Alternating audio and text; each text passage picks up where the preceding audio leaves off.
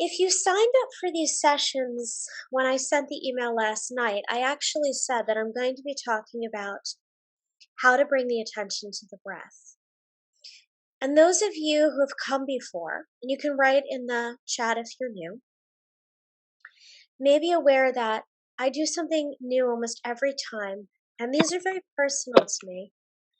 I actually reflect on my own life.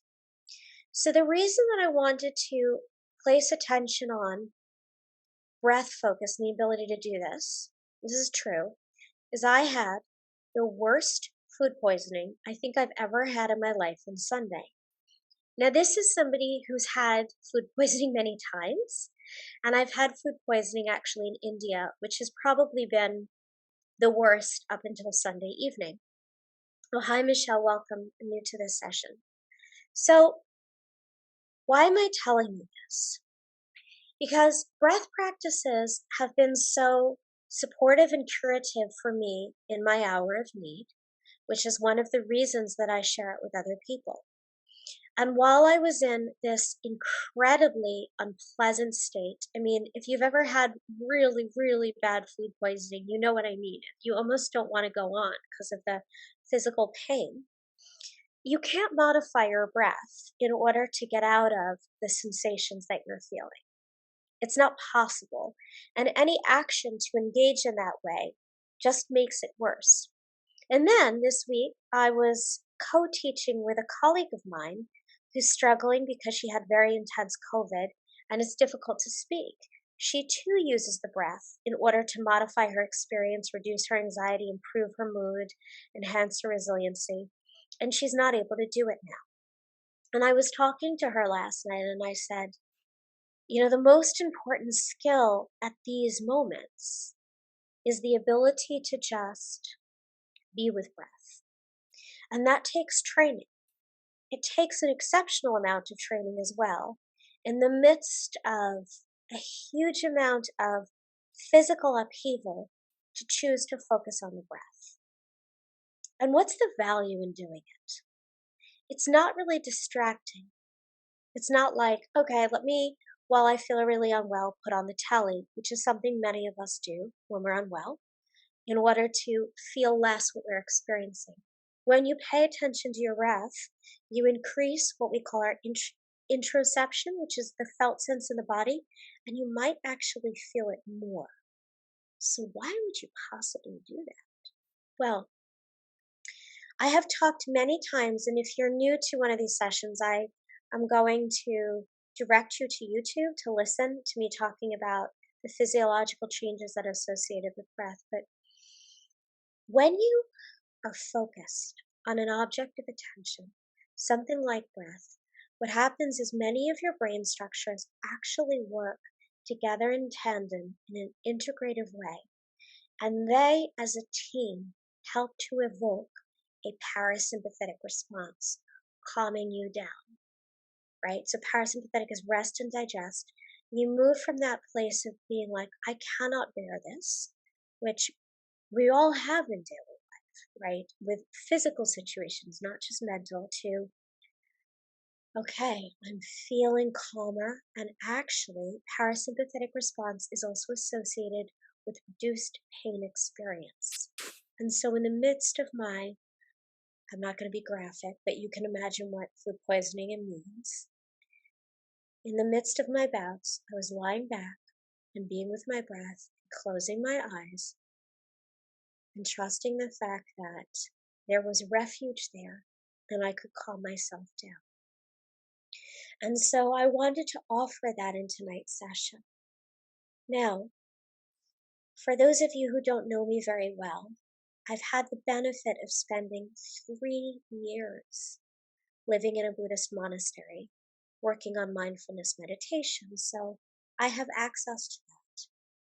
But how do we access that if we haven't spent 3 years cultivating it or we're new to meditation? Well, I've been thinking all day of some additional tips that help when we're in the middle of difficulty to bring the attention to the breath, even when the mind wants to go out to 1,000 different things and just think about it. And one of the first things for me is that I just take stock, whether I'm lying or I'm sitting or I'm standing. I take a moment and I say, everything around me is due to change and to pass.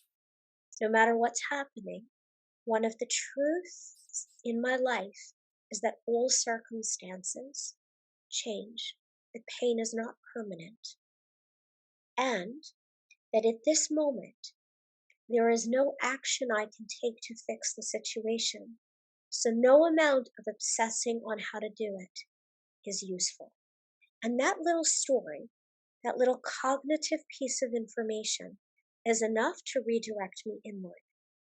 And I actually want you to take a moment because you need one of these two in your daily life, right? And if you don't have something to write, you don't want to get up, fine, but make a mental note. What is one thing you can tell yourself in the midst of a maelstrom of fear or pain that will stop you in your tracks, where you're like, oh yeah, I need to come home to myself. I need to take refuge in my breath or in the stability of mind because nothing outside is going to be fixed, right? So just take a moment to do that, please, while I sip some water.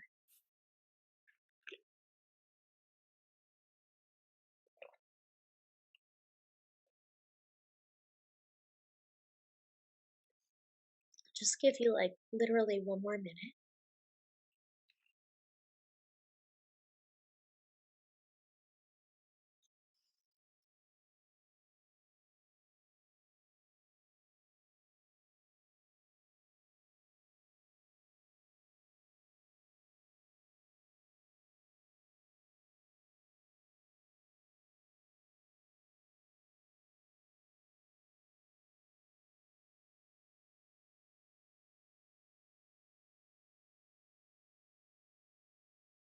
Okay.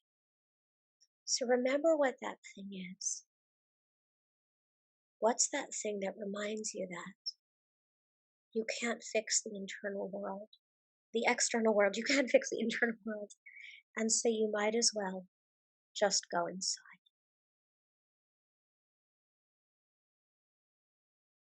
And for me, it's the realization that external phenomena are always due to change, that it is an illusion, that I can suddenly fix things and that they're not going to fall apart again exactly how they did today in another way. Right? I believe in that, the idea of impermanence. And when I reflect on it, it brings me back. Because this moment is not that important. I'm going to have another one like it. This tragedy, this pain. There'll be another one like it. It's not like if I fix this, that suddenly I change the way that the world operates. Or my world. So that's what it is for me. Now, I'm going to talk, and I'd like you to close your eyes and start focusing on your breath. But in so doing, if you can be upright, that would be great. Your shoulders relaxed, your chest ever so slightly lifted, your head parallel to the ceiling. And just listen to my voice and let my voice be your anchor as you start just watching the air enter and exit your nostrils. And sometimes you'll hear me. This is interesting. Sometimes you won't actually. And those will be the moments where you're lost in your own thought. And the more that you hear me, the more you're present. And the less you hear me, the less you're present. It's just a measure. So I'm a Buddhist and a yogi, but probably a Buddhist first. And one of the primary things that my teacher taught me that helped me to contend with my mind and bring myself back to the breath is an ancient Buddhist teaching on the 5 hindrances. And I'm going to share it tonight because, again, it's a cognitive strategy and I don't use that many of those usually in these sessions. I want to use it tonight. That has helped me, and it's not new. It's been helping people for 2,500 years. It is the understanding that there are 5 kinds of thoughts that take us away from our breath. And each one of these kinds of thoughts or experiences in the mind, we believe very strongly. They capture us. And when we see them for what they are, they dissipate. That is not a promise that therefore we will not suffer. It only allows us to focus on the breath. And it is through the continual focus on the breath that suffering arises, so not the awareness on its own. So what are these 5 things? The first is desire. We want things. We want a love affair, a job, a house, a reputation, a slice of cake, better weather, a different machine, different friends, new clothes, a different body. It doesn't matter. We want something. And we spend time thinking about how to achieve it, based on the false belief that achieving something will lead to our continual happiness. And we all know, if you've come on to this meeting, you know that's not true. There is no thing that you can have that will forever give you happiness. Maybe a moment, and it'll pass. So you can tell your mind that if it's focused on something else, on desire.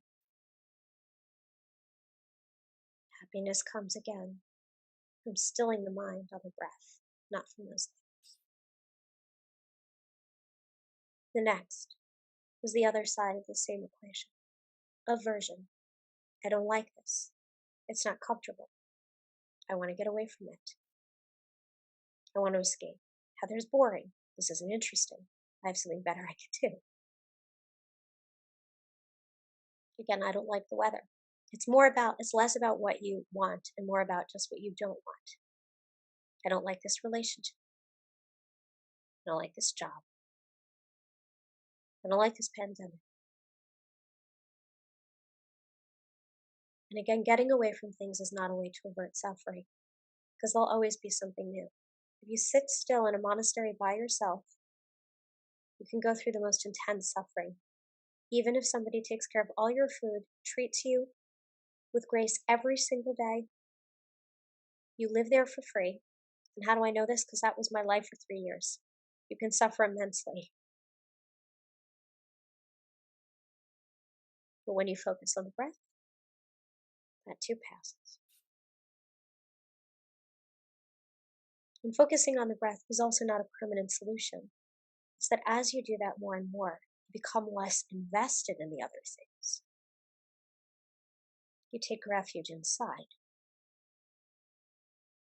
The next one. It's translated into English still as sloth and tuber, which is so old, those words. It's laziness.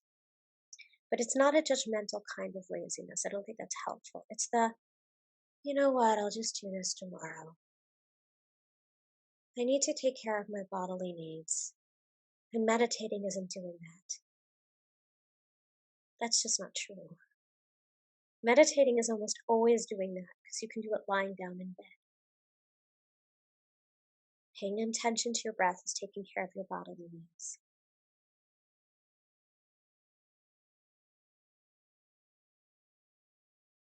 I should be sleeping more. That will be more nourishing. Well, you'll fall asleep in meditation then if you really need it. The next one is worry. Worry, worry, worry. I have to fix the future. I cannot sit and meditate. I cannot sit here and focus on my breath. I have to fix all the conditions in front of me. Because if I don't, my life is going to fall apart. This is not the time to meditate. That is a super insidious one. And it's based on the premise that you can fix the future. And when fixing it, you'd be better off responding from a place of anxiety rather than calm. There's always going to be uncertainty. and you're never going to be able to plan to avoid pain in your life. And most importantly, you're not going to be meditating in a monastery all day. So the 5, 10, 15, 20 minutes, half an hour that you sit cultivating that awareness on the breath is not going to prevent you from fixing whatever things in your life are coming up.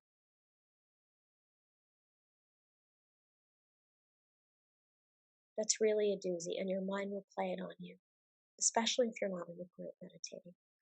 Oh, I just need to make this phone call. Oh, I forgot that I needed to pay that bill.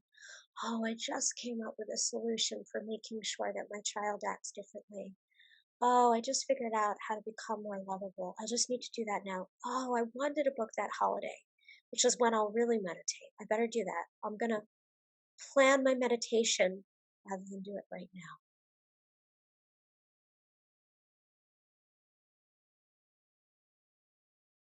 Rather than focus on the breath now, feel better now, have peace now, so that you can better contend with the unfolding present, since the future never comes, it's always ahead of you. The last one, doubt. What's doubt about?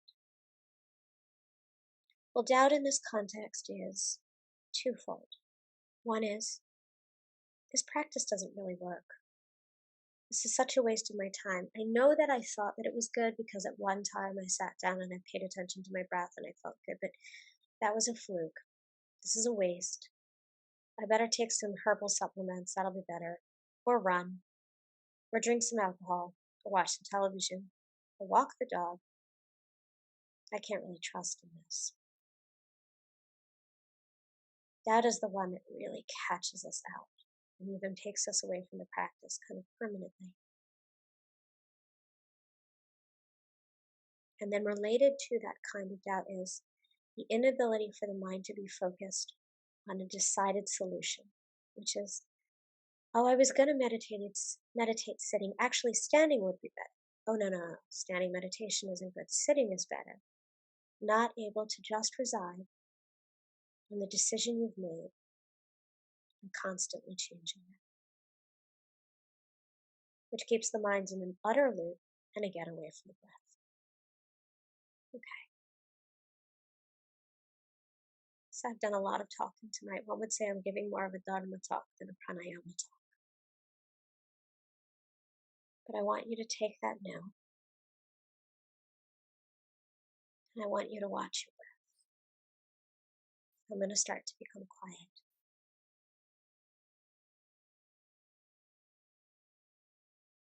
I want you to notice as desire arises, aversion, laziness and sleepiness, worry and doubt. It's all they are. They're the hindrances.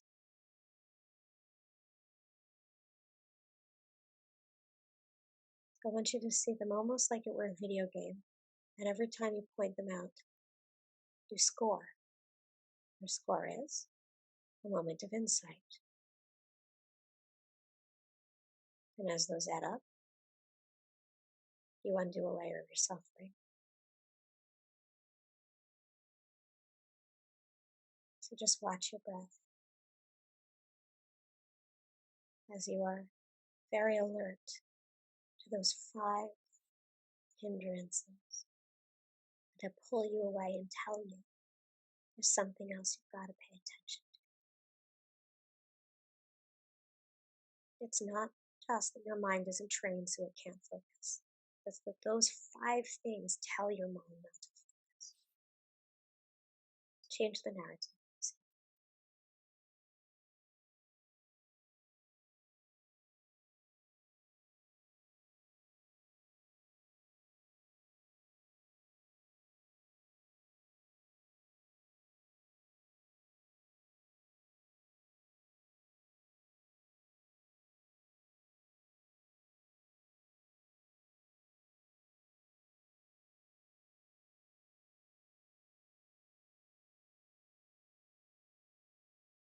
We're going to practice like this for 7 more minutes, and then I'm going to change it. 7 minutes you're going to watch for those hindrances.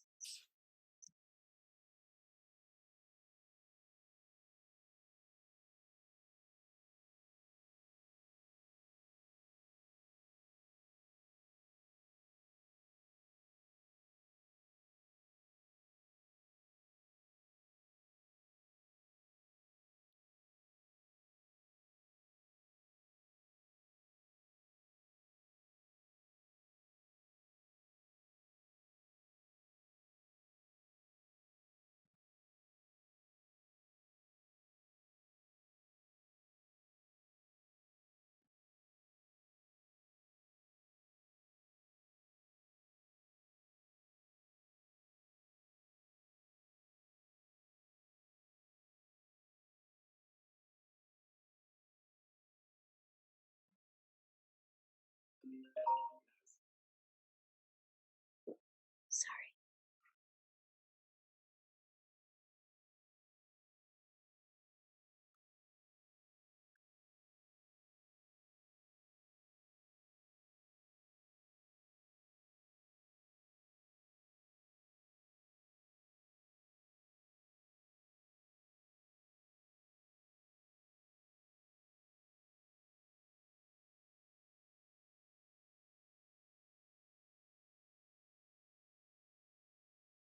Keep watching those hindrances.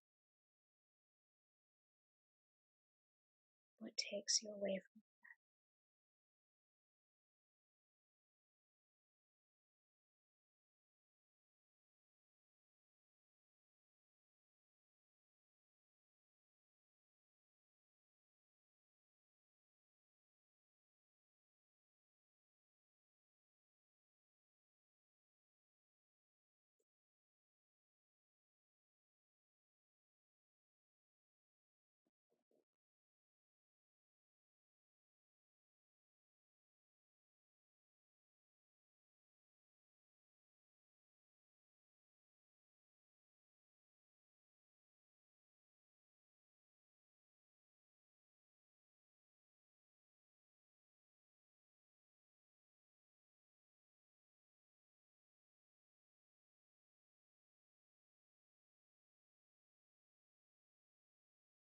boredom is just another form of aversion mixed with laziness or sloth and too.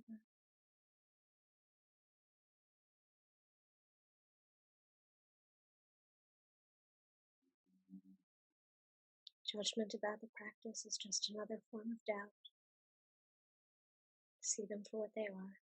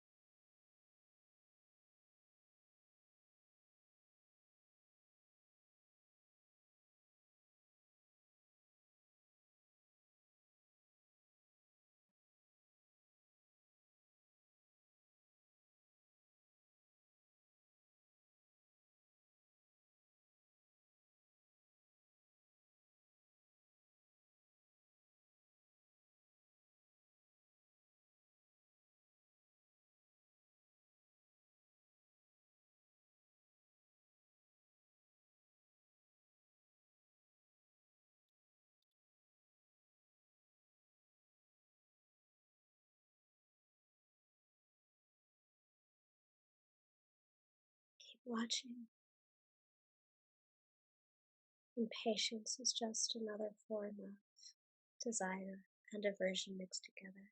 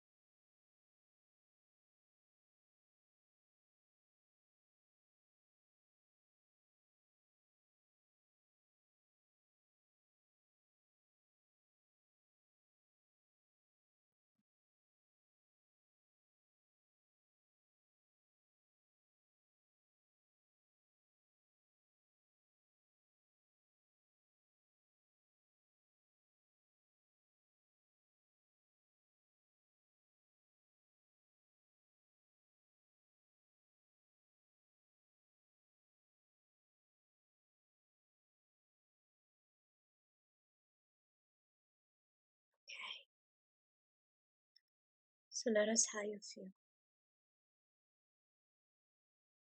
And I'm not saying you should feel great, but you somehow saw through all of the processes of mind and were completely present. Maybe you were, maybe you weren't. But just notice how you feel. So this is using mind to bring it to breath. And then we can use breath in order to shift mind's ability to focus. Now, I don't want to do anything too strong, even though the really strong breaths bring our attention faster, because like me, you may have eaten. Right? If I do that, I'll be sick. So we're going to not do any kind of like specific Kapalabhati or Vastrika or Wim Hof. What we're going to do instead, just to increase the kind of breath we do, is we're going to inhale strongly through the nose and exhale strongly through the nose.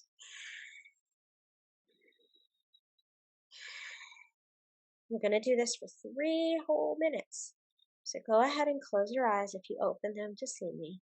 And for 3 minutes, inhale deeply and a bit intensely, not too intensely that you cause any tension in your sinuses or the muscles around your chest, neck, or shoulders, but intense, just like this.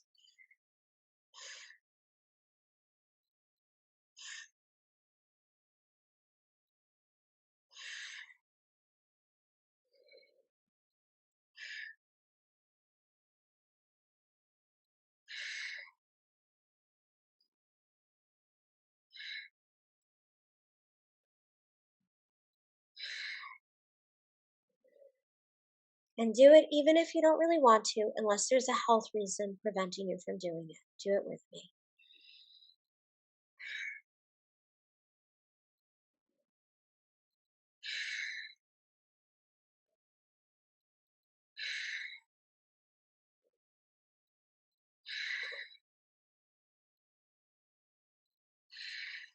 Hear me, I'm being noisy. Be noisy too. Through your nose, not through your mouth. And don't give in to that desire if you felt really calm to not do it because you're meditating and you don't need to change your breath. That in self is an attachment. Just do it. Only got 90 seconds.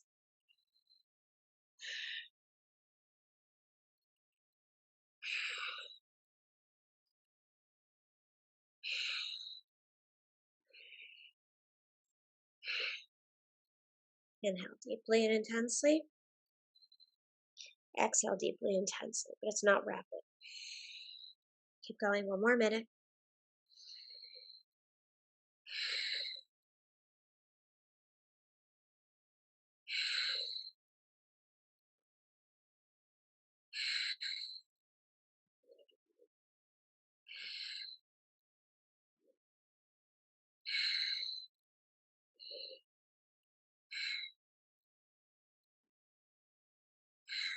Forty seconds.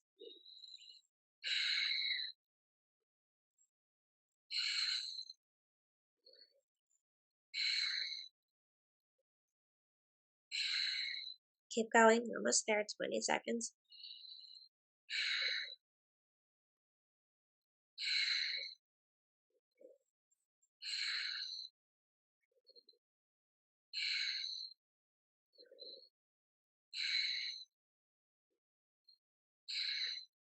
And last time. Lovely. And now inhale gently. Exhale longer. For those of you that do know Ujjayi, it's gentle Ujjayi inhale, elongated Ujjayi exhale.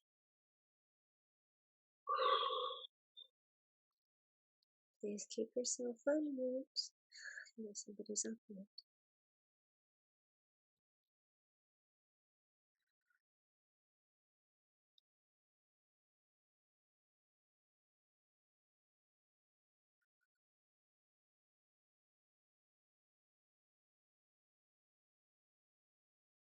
So physiology is doing it for us.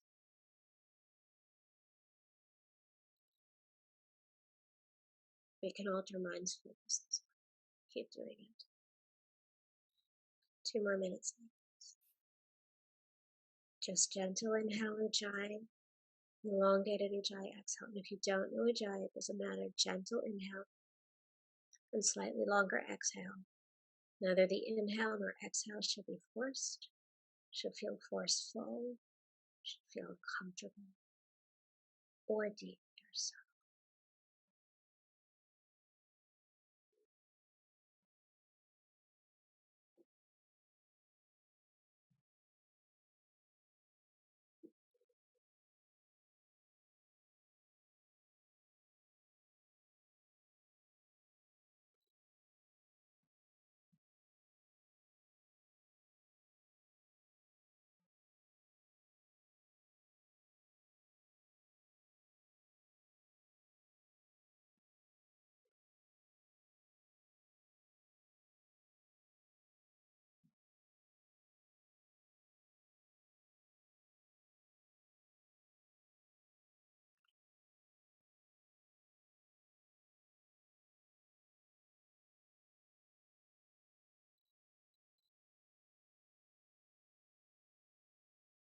One more minute like this.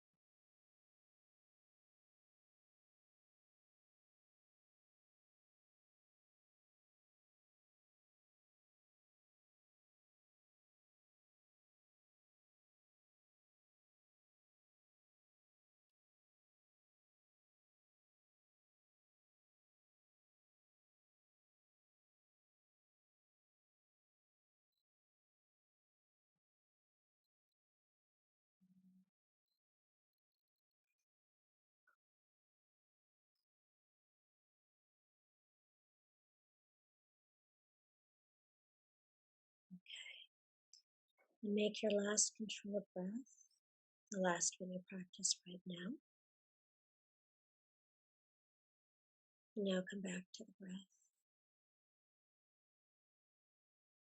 See how it's affected your focus.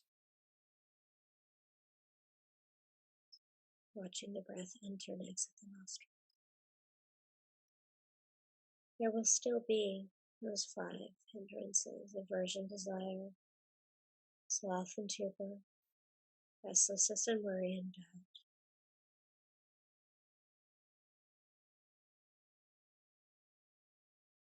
But often they're not as close. They need a moment to take hold. It's like you've put a shield around yourself. You could say it's by shifting the power of the prana, or just by changing the neurochemical environment. Both of those are different languages for the same experience.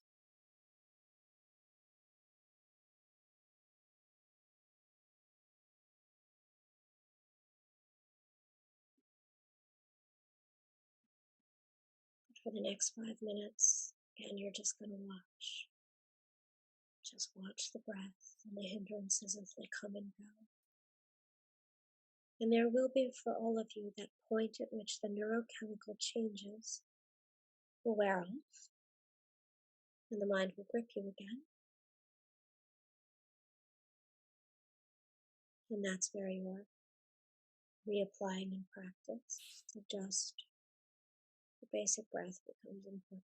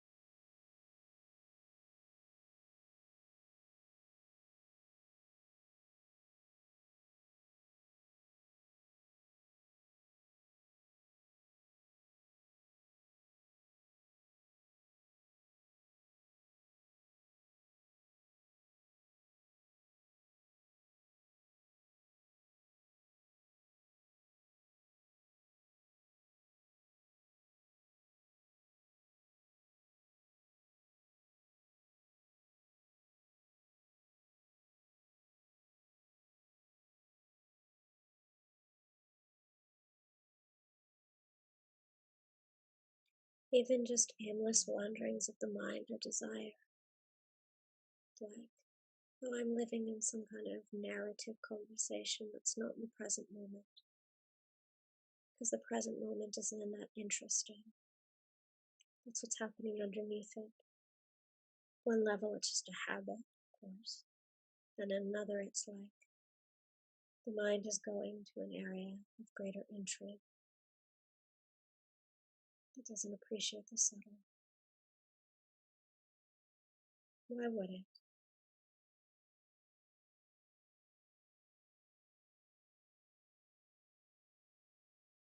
Society's not built on subtlety. Not our society.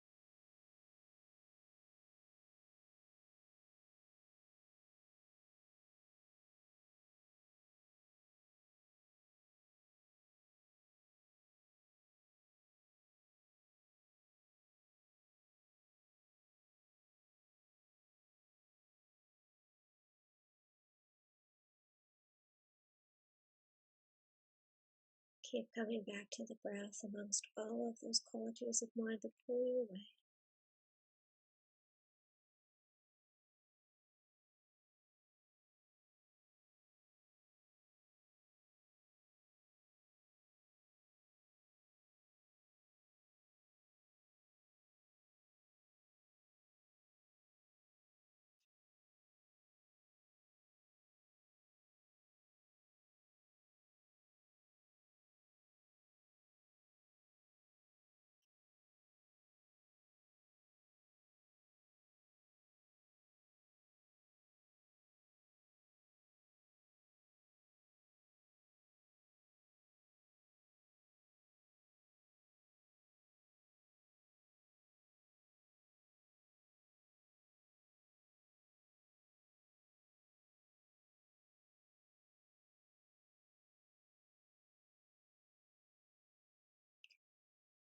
And we are soon going to end this practice. Just tell yourself that. I'm just going to stay here for another moment. Sense how you feel, how focused you are or not. If you're focused, good. If you're not, doesn't mean you did anything wrong. It's just a measure of the work ahead to cultivate this. You did nothing wrong. It's just your journey. So thank you so much for being here with me.